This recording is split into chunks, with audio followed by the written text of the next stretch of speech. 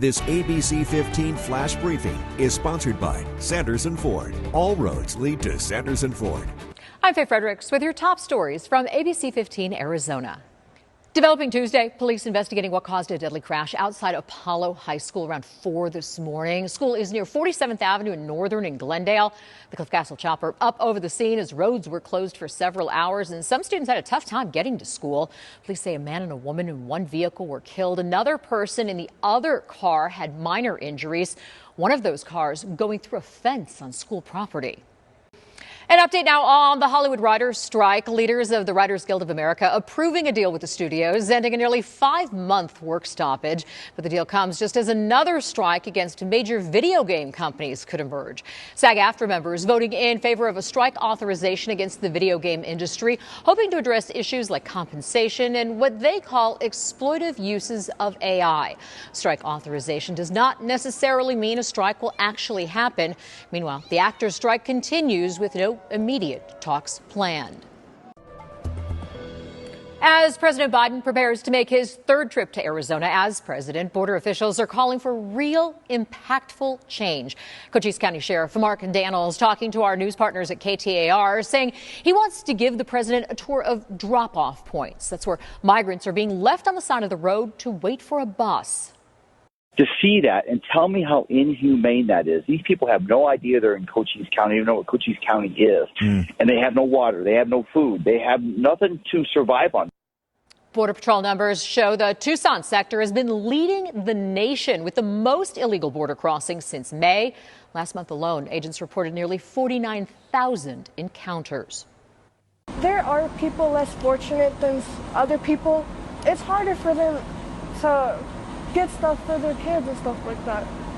So with this program, they can get help to get stuff for their kids, like bikes, presents, so on and so forth. Giving to the Second Chance Bike Drive can give kids and families a gift they never thought they'd have.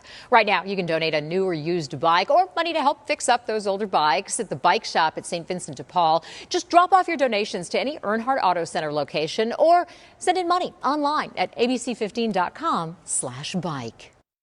The Arizona Humane Society is looking for a special home for this pretty gal. She's named Buffy. She loves squeaky toys and taking a quick dip in her kiddie pool. She's a curvy gal, weighs about 80 pounds right now, but with a few extra walks, Buffy can get back to a healthier weight. Come meet her today at the Arizona Humane Society's South Mountain campus.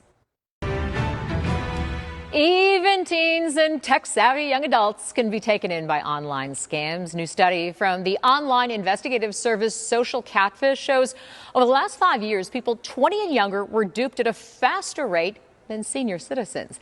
Young people lost $210 million to scams in 2022 alone. In Arizona, scammers stole $240 million overall. Most common scams targeting the younger generation involve online gaming, promises to make you a social media influencer, sextortion, and fake employment opportunities.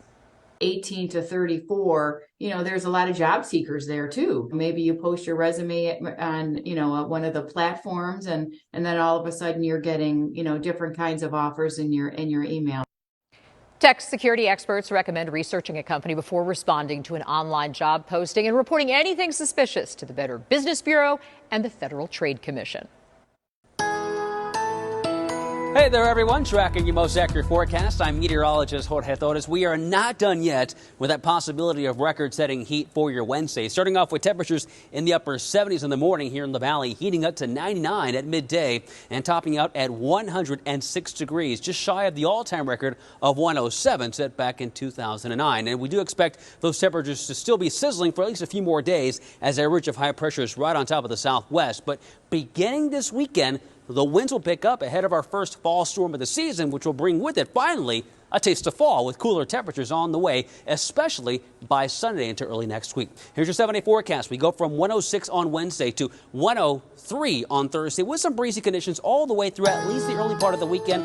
And look at those temperatures. We go from 101 on Friday to 96 on Saturday to 89 degrees for the second day of October with lows in the 60s. This ABC15 Flash Briefing is sponsored by Sanders & Ford. All roads lead to Sanders & Ford.